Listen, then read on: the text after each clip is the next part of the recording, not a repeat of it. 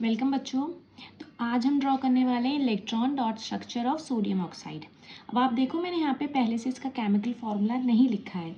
वो मैंने इसलिए नहीं लिखा है क्योंकि आजकल बोर्ड में डायरेक्ट क्वेश्चंस नहीं पूछे जाते हैं, तो आपको पहले केमिकल फार्मूला निकालना भी आना चाहिए। ओके, तो देखो सोडियम जो है इसका एटॉमिक नंबर 11 है, तो इसका कन्फिग्रेशन क्या है 281। तो सोडियम क्या करेगा, सोडियम की वैलेंस शेल में 1 इलेक्ट्रॉन है। सोडियम अपना ये इलेक्ट्रॉन लूज करके एक स्टेबल कन्फिग्रेशन अटेन करेगा, इसलिए इसकी वैलेंसी क्या होती है 1। ओके, ऑक्सीजन का एटॉमिक नंबर है 8, कन्फिग्रेशन क्या होती है 2 6।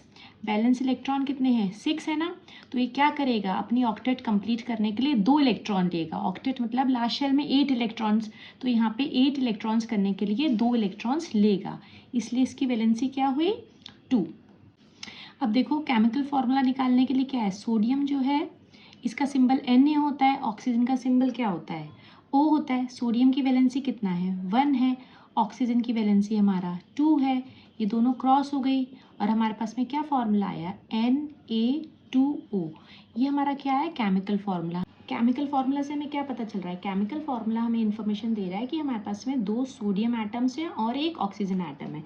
तो हम यहाँ पे 2 सोडियम एटम ड्रॉ करेंगे, ओके, और एक ऑक्सीजन एटम ड्रॉ करेंगे। ठीक है, अब आप देखो सोडियम की वैलेंस शेल में कितने इलेक्ट्रॉन्स हैं 1। ठीक है, तो हम क्या करेंगे 1 इलेक्ट्रॉन डॉट से दिखा देंगे।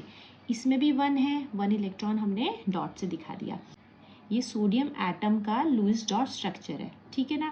ऐसे ही ऑक्सीजन देखो, ऑक्सीजन के वैलेंस इलेक्ट्रॉन कितने हैं 6 हैं, तो हम यहाँ पे 6 हमने क्रॉस लगा दिए, खाली इन्हें डिफ्रेंशिएट करने के लिए हमने ऑक्सीजन के जो इलेक्ट्रॉन है इन्हें क्रॉस से रिप्रेजेंट कर दिया। ठीक है, अब ये हमारा कैसा कंपाउंड है, ये हमारा एक आयनिक कंपाउंड है। सोडियम ऑक्साइड हमारा एक आयनिक कंपाउंड है और आयनिक कंपाउंड में हमारा क्या होता है इलेक्ट्रॉन ट्रांसफ़र होता है from metal to non metal, ताकि दोनों स्टेबिलिटी गेन कर लें। तो देखो ये जो सोडियम है ये अपना एक इलेक्ट्रॉन ऑक्सीजन को डोनेट कर देगा। अपना एक इलेक्ट्रॉन देने के बाद में इसकी कन्फिग्रेशन क्या हो जाएगी स्टेबल हो जाएगी। ठीक है, ऑक्सीजन के पास में खुद के 6 इलेक्ट्रॉन थे, एक इसने सोडियम से ले लिया। ठीक है, टोटल अब 7 हो गए, मगर स्टेबिलिटी तो अभी भी नहीं मिली इसे, इसे एक इलेक्ट्रॉन और चाहिए, तो ये एक इलेक्ट्रॉन इस सोडियम से ले लेगा। ठीक है, अब आप देखो दोनों सोडियम एटम ने अपना अपना एक इलेक्ट्रॉन लूज करके स्टेबिलिटी अटेन कर ली। ऑक्सीजन के पास में खुद के 6 इलेक्ट्रॉन थे, 2 इलेक्ट्रॉन इसने एक एक सोडियम एटम से लेके स्टेबिलिटी अटेन कर ली। ओके, अब हम ये इलेक्ट्रॉन ट्रांसफ़र कैसे दिखाएंगे, देखो सोडियम है, सोडियम के पास में एक वैलेंस इलेक्ट्रॉन था और इसने अपना वो वैलेंस इलेक्ट्रॉन दे दिया, तो अब हम इसका कोई भी वैलेंस इलेक्ट्रॉन नहीं दिखाएंगे क्योंकि अब इसके पास में ये वाले वैलेंस इलेक्ट्रॉन्स नहीं है, क्योंकि सोडियम ने अपना एक इलेक्ट्रॉन दे दिया है। सोडियम ने क्या किया है अपना एक इलेक्ट्रॉन दे दिया है, तो इसके ऊपर कैसा चार्ज आएगा 1 पॉजिटिव चार्ज, क्योंकि इसने एक इलेक्ट्रॉन दिया है इसलिए इस पर 1 पॉजिटिव चार्ज आएगा। 2 इलेक्ट्रॉन देता तो 2 पॉजिटिव चार्ज आता। ऐसे हमारे पास में कितने एटम है सोडियम के 2, तो हम यहाँ क्या लिखेंगे 2। अब ऑक्सीजन के केस में देखो, ऑक्सीजन के पास में खुद के 6 इलेक्ट्रॉन्स थे। ठीक है, 2 इलेक्ट्रॉन्स इसने एक एक सोडियम एटम से ले लिए। ठीक है, अब हम ये यहाँ पे एक स्क्वायर ब्रैकेट लगाएंगे। अब आप देखो ऑक्सीजन के पास में खुद के 6 इलेक्ट्रॉन थे, 2 उसने ले लिए, 2 एक्स्ट्रा हो गए ना उसके पास में इलेक्ट्रॉन, तो उसके ऊपर कैसा चार्ज हो जाएगा 2 नेगेटिव, क्योंकि उसने 2 इलेक्ट्रॉन्स लिए हैं, तो ऑक्सीजन के ऊपर कैसा चार्ज हो जाएगा 2 नेगेटिव चार्ज हो जाएगा और ये हमारा क्या फॉर्म हो जाएगा Na2O।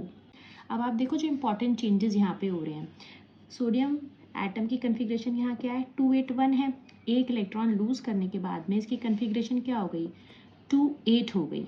ठीक है, ये सोडियम एटम था और ये यहाँ पे इलेक्ट्रॉन डोनेट करने के बाद में हमारा क्या बन गया है एक कैटायन। ठीक है, कैटायन क्या होता है जिसके ऊपर हमारा कैसा चार्ज होता है पॉजिटिव चार्ज। ओके, और देखो ऑक्सीजन की कन्फिग्रेशन यहाँ पे क्या थी 2 6, 2 इलेक्ट्रॉन गेन करने के बाद में इसकी कन्फिग्रेशन क्या हो गई अब 2 8, और अब ये क्या बन गया है, अब ये क्या बन गया है एनायन। ओके, अब ये क्या बन गया है हमारा एनायन। एनायन क्या होता है जिसके ऊपर हमारा क्या होता है नेगेटिव चार्ज होता है। एग्जाम में ये क्वेश्चन पूछा जाता है कि हमारा कौन सा एनायन फॉर्म हो रहा है कौन सा कैटायन फॉर्म हो रहा है। तो देखो जो कैटायन होता है वो क्या होता है जिसपे पॉजिटिव चार्ज होता है, तो यहाँ पे कौन सा कैटायन फॉर्म हो रहा है सोडियम केटायन फॉर्म हो रहा है। एनायन क्या होता है? जिसके ऊपर हमारा नेगेटिव चार्ज होता है। तो हमारा कौन सा एनायन फॉर्म हो रहा है? ऑक्सीजन का एनायन फॉर्म हो रहा है, और इसको हम क्या बोलते हैं? Oxide ion. बेटा देखो, जो एनायंस होते हैं उनके लास्ट में क्या लग जाता है? IDE। जैसे क्लोरीन का अगर एनायन है Cl नेगेटिव तो हम उसे क्लोराइड बोलेंगे, ब्रोमीन का एनायन है तो हम उसे क्या बोलेंगे? ब्रोमाइड बोलेंगे। तो ये ऑक्सीजन का एनायन है ना, तो इसे हम क्या बोलेंगे? Oxide ion. और केटायन में IDE नहीं लगता है, इसे हम क्या बोलेंगे? Sodium cation. तो अगर एग्जाम में पूछा जाता है कौन कौन सा केटायन और एनायन फॉर्म हो रहा है, तो केटायन कौन सा फॉर्म हो रहा है? Na positive. एनायन कौन सा फॉर्म हो रहा है? O2 negative. ओके, अब ये पॉजिटिव चार्ज है, ये नेगेटिव चार्ज है, तो इनके बीच में क्या होता है? एक स्ट्रॉन्ग फोर्स ऑफ अट्रैक्शन होता है, strong electrostatic force of attraction होता है।